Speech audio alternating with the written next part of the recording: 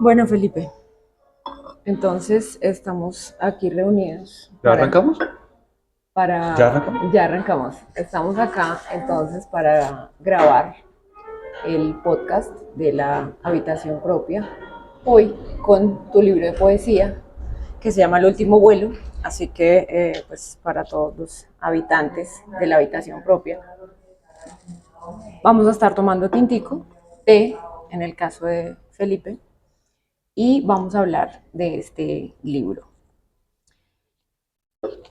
Yo quería empezar hablando un poco de un poema que me pareció como, a ver, para irnos como adentrando en la temática del libro, yo he encontrado esquinas, calles, callejones, mucha ciudad, ¿sí? Y Sí. también he encontrado como noche y también he encontrado eh, pues muerte, ¿no? Y oscuridad. Sí. Eso es un poco lo que de las cosas que nos habla este libro.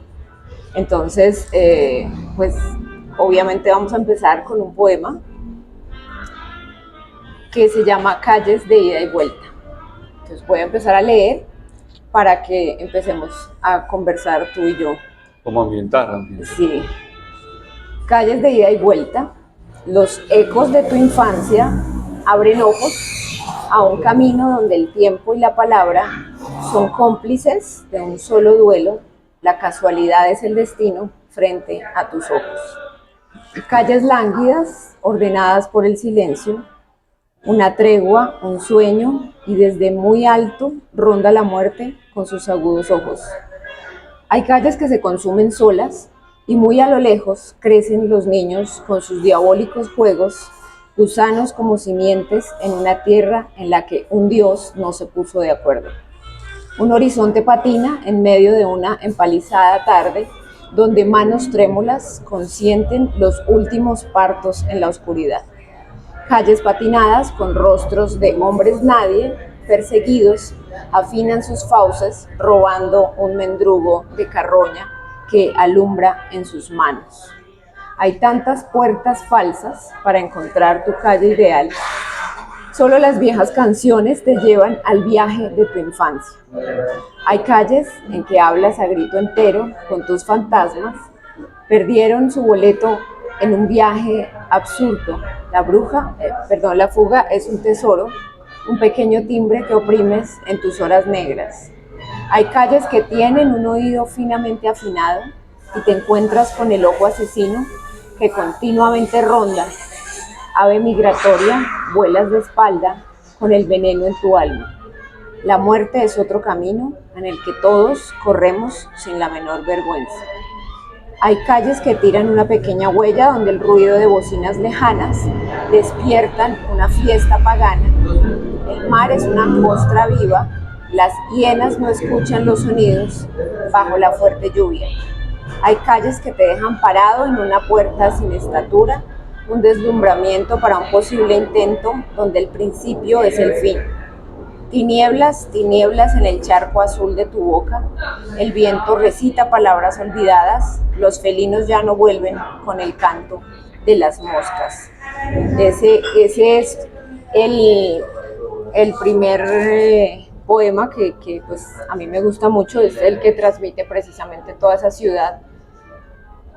Yo te quería preguntar, Felipe, ¿por qué poesía? ¿Tú por qué escribiste en este lenguaje simbólico que es la poesía, en esa metáfora que casi que se ofrece, pero que es de una complejidad simbólica para la cabeza más difícil de leer? ¿Tú por qué elegiste la poesía? A ver, yo hablé contigo la vez pasada. Yo vengo de un universo que es el cine. Desde muy pequeño, mi abuelo era director de cine y pintor. Y tenía aquí 3 salas de cine aquí en Bogotá. Entonces, desde muy pequeño yo tenía contacto con el cine. ¿Sí? Y yo era un niño que iba ciertos días exclusivamente a ver cine como una tarea. Para mí era el cine ir a hacer una tarea. ¿Sí?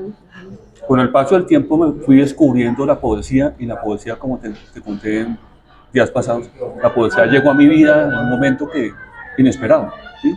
Me acuerdo que una tarde yo estaba haciendo fila en la Cinemateca Distrital en el centro y me dio por leer un libro, haciendo fila, y empecé a encarretarme mucho y me gustaba leer siempre, en cualquier momento, llevaba un libro en cualquier momento, como yo digo en un verso de mis poemas, en cualquier momento, en cualquier escalón de la vida, yo sacaba el libro y lo leía porque era para mí un compañero, ¿sí?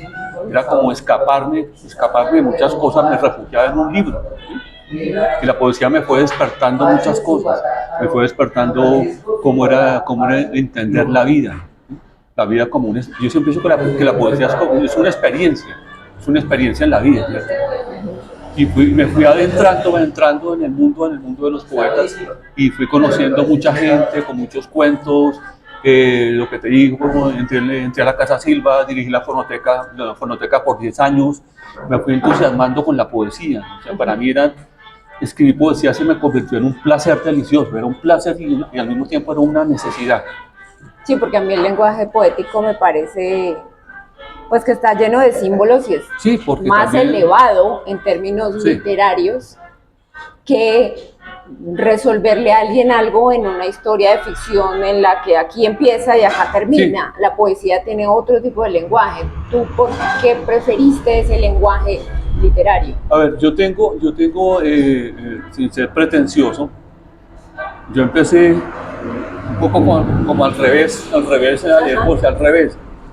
Porque mucha gente tiene, no sé si suena un poco peyorativo, mucha gente empezó con Neruda, 20 poemas de amor. Yo aborrecí eso, ¿sí? Me parecía demasiado cansón, demasiado dulzón. Sí, no sé, cansón, como mucho almíbar en las mierdas, que tipo lo que es 20 poemas de amor. Entonces yo me salté y empecé a leer los simbolistas franceses. ¿Sí? Ok. Entonces me deslumbró leer mucho. Leía Rimbaud, a Baudelaire, a Mallarmé, a Apollinaire, Verlaine, desde muy joven. Entonces el primer libro, que fue Una temporada en el infierno, lo leí muy joven, de Rimbaud. Entonces me gustó ese ambiente del simbolismo, ¿cierto? Sí. Y está cargado de mi poesía. O sea, mi poesía, si tú analizas, es muy simbolista, que tiene el tratamiento de la noche, el desasosiego, la muerte, la reflexión en qué puede pasar en cualquier esquina, ¿cierto? Entonces eso me pegó muchísimo adquirir esa gran misión de los simbolistas. Ok, sí. Sí, a mí me parece como que está muy llena de noche y también está llena de personajes, pues nombra, digamos, a unos personajes en los que de alguna manera tú los pones como los malos de la noche. O sea, hay unos personajes que uno encuentra ahí que son este malo. Por ejemplo, vamos a leer el ladrón. ¿Dónde está? Espérame, ¿qué poema es? El árbol de las voces. 33. Creo que es el árbol de las voces que tú dices, o el callejón de los asesinos. El callejón de los asesinos, sí, 32, correcto. Entonces, casi que podemos encontrar en estos malos cierta tragedia. O sea, también los nombras como malos y nombras a esa gente mala, pero también hay una tragedia en ellos. Pero si tú ves, o sea, no es que yo, digamos, tenga como adorno, como un souvenir, digamos, no la maldad, pero hay, al mismo tiempo que hay maldad de reflexión. Ya me acordé. Reflexión. La última gente. La última gente. Entonces vamos a leer Asesinos y pues lo vamos un poco a encadenar con los otros que también de alguna manera tienen un destino trágico, que son ciegos y ancianos. Sí. Entonces es como... Eso para mí es la última gente. Sí. Asesinos. Visten de negro, por fortuna encuentran la víctima, corren con bolsas negras en sus manos. A lo lejos se vislumbra un paisaje con nieve cuando cogen la broma por su cuello. En sus rostros florece una infancia. Mueren en un mar calmo, sin respuestas. Atraviesan la niebla para abrazar sus hijos. La aventura de la mañana con 2 minutos en blanco equilibrando mi juicio. Adoptan sus alias con pleitos, en las sombras se habla poco para sobrevivir, se prende la luz y alguien mira la diana. No, eso es, a mí ese me encanta. Ciegos. Maldicen una historia que fue robada en sus manos, caminan buscando el reino del secreto, leen los rostros, manipulando cortinas de humo, no le temen al lado sombrío del alma. Bajo los puentes florecen los cantos de la oscuridad, su voz interior mira el abismo de las sombras, abundan las trampas en esta ciudad de hombre río. Algunos se dejan llevar por la corriente, no parpadean al sentir el rostro de la muerte. La luz cambia, pero su luz interior es genuina. Al oler la lluvia, reconocen el camino. Ancianos. El insomnio mancha los ojos con ceniza, visitan el jardín con sus juegos a escondidas, son cómplices en un día nuevo. Los lobos escoltan la corriente, la oscuridad es benévola, miran de reojo la sombra que escudriña su espalda, hablan un idioma que solo ellos conocen, se acercan a la ventana mirando un viaje sin fin. Del otro lado arroja souvenirs que miran con desprecio tras el jardín de la oscuridad. Yo también he encontrado esos espacios como que son la ciudad, pero que no son esta ciudad, porque yo encuentro también un puerto, también encuentro mar. Sí, sí, sí. Háblame de esas otras ciudades, porque uno es muy bogotano, no entiende que el ambiente a veces de ciudad puede llegar a ser el mismo en ambientes en los que las ciudades tienen mar, tienen puerto. Háblame de esas otras ciudades. A ver, yo siempre he jugado con que Bogotá es una isla. ¿Sí? Es una isla que ronda muchas cosas. Entonces me imagino Bogotá con puertos, me imagino Bogotá con el mar. ¿Sí? Pero no se deben a tus viajes, tanto esas atmósferas que están en esta obra. Yo creo que más que todo, bueno, el cuento de... claro, siempre me ha rondado, no sé si tú, hay un poema que se llama Playas, es un poema de playas, que es también una historia un poco cuando yo descubrí el azul del mar, cuando descubrí el mar. Y para mí ver el mar era una cosa demasiado mágica, pero al mismo tiempo era un cuento de mucha nostalgia de meterme en el mar y perderme en el mar, ¿cierto? Me gustaba mucho con el cuento de jugar con el mar y encontrar cuál era la profundidad de ese azul pero tan al fondo, encontrar ese azul. Me encantaba, ¿cierto? Y salía por la noche en ciertas playas a caminar solo y mirar a la gente y a tallarme la brisa y mirar cómo era la noche en el mar, ¿cierto? Ok. Y esas ciudades, tú las pones en estos poemas, pero creo que más está el enfoque de la ciudad de Bogotá.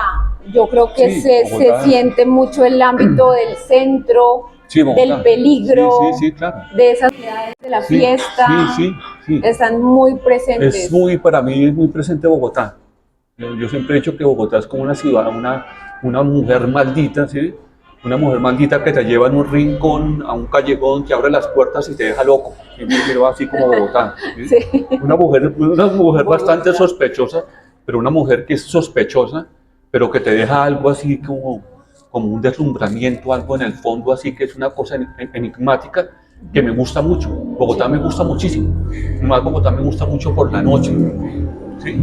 Por la noche la gente se quita esas máscaras y Bogotá llega a ser una ciudad bastante real y bastante interesante por la noche, ¿cierto?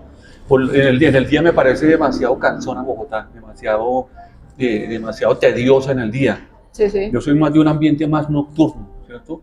Por eso tal vez el título de mi libro, El último vuelo, que yo lo manejo con todo el ambiente de la noche, los vampiros, la oscuridad, me gusta de hecho. Sí, está súper. Bueno, Felipe, yo quiero que tú leas, porque bueno, yo leo, pero pues ¿Por qué no lees Playas? A ver, bueno, ok, si tú quieres leemos este, pero quiero que escojas alguno para que lo leas tú con tu entonación. Leer poesía es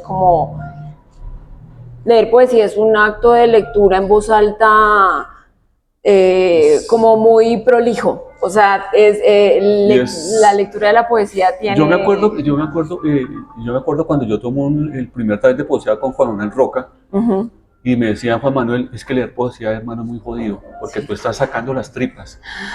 Entonces, cuando uno lee poesía, tú estás botándole a la gente a la intimidad de uno. Sí. Entonces, es entregar la intimidad. Entonces, y uno la intimidad no se la entrega uno a cualquier persona, ¿me entiendes? De acuerdo. Porque la poesía tiene una cosa muy importante, que tú ese mundo interior que uno ha creado, se lo está regalando a la gente. ¿Sí? Sí, pero al mismo tiempo es entregar ese mundo interior con mucho dolor también, porque es una cosa muy íntima. Es que ese es el lenguaje de la poesía. La poesía ante todo maneja intimidad. Eso es lo complejo, eso es lo que intimidad. la hace alta, ¿no? Porque en términos de los géneros literarios, es la poesía eso que es tan íntimo, que está ahí expuesto, pero que también no te está resolviendo nada, como te lo puede resolver una novela o te lo puede resolver un discrepo en eso. ¿Sí? Sí, porque la poesía también resuelve muchas cosas, porque la poesía está cargada de ambientes de reflexión y de asombro. Pero es abierto, no te dice dentro del relato de lo que te está contando la poesía, no te dice, no sé, inicio, nudo y desenlace, sino te deja precisamente pensando, te deja... Por eso, porque tiene reflexión. En cambio, que cuando uno lee una novela es muy tediosa, porque la novela no te maneja interrogantes, porque la poesía, al ser tan precisa, es muy precisa, te maneja reflexión, porque es precisa. Bueno, vamos a leer Playas. Pisar la arena es adoptar otro hogar, según tus sombras, un pasaje al silencio en un tiempo azul, sentir los nombres que te hacen libre. Las rocas con su autoridad, los niños despejando sus jardines, en una noche densa, la fila de ahogados que brincaron el no. La orilla destejiendo paso a paso sus intrigas, despegarse de muchas pieles cuesta, y más de esa piel de infancia que te lleva a castillos interminables. Hay gente que mira fijamente el horizonte, presintiendo su final. En tus momentos mínimos de secreto, siempre hay alguien que ronda tu espalda. Pájaros de otros mundos planeando sus viajes, como si la oscuridad fuera el camino del talento, salto la luz del día para estar completo.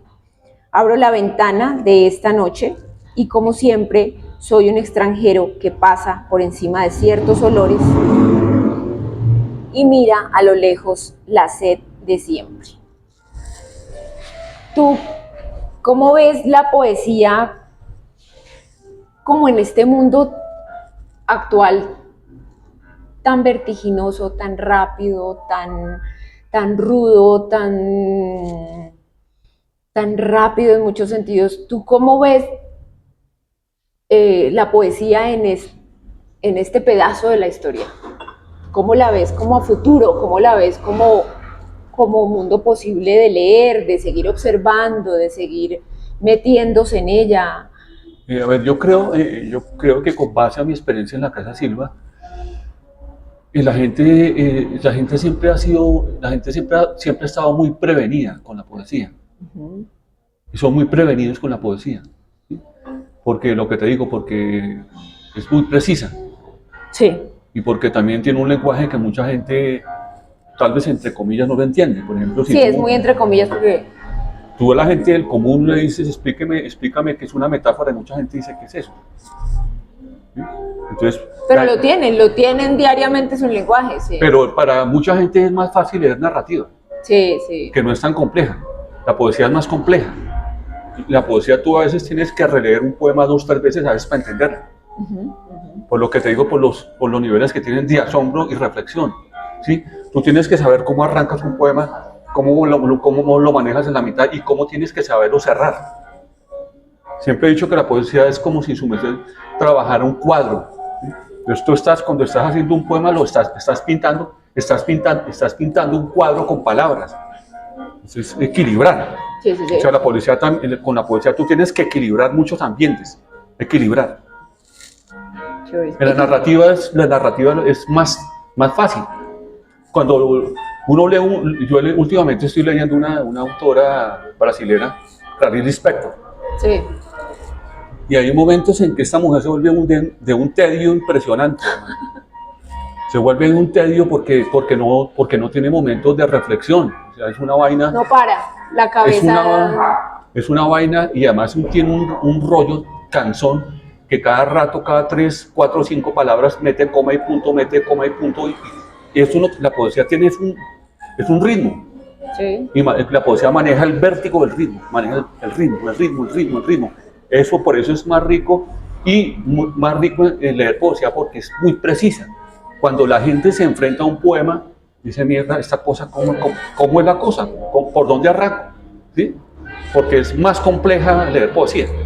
¿Y tú cómo ves eso? La lectura, o sea, volviendo a lo que me decías de tu experiencia cuando estuviste en la Casa de Poesía Silva, pues obviamente yo creo que todos los que nos están escuchando saben, en Bogotá hay una institución hace, no sé, décadas en Bogotá, en el centro, que se llama la Casa de Poesía Silva, sí, claro. que es casi como el satélite poético de Bogotá y tal vez en cierto modo de Colombia, porque vienen muchos poetas también a presentarse. Entonces es una institución, si no estoy mal, como público-privada un poco.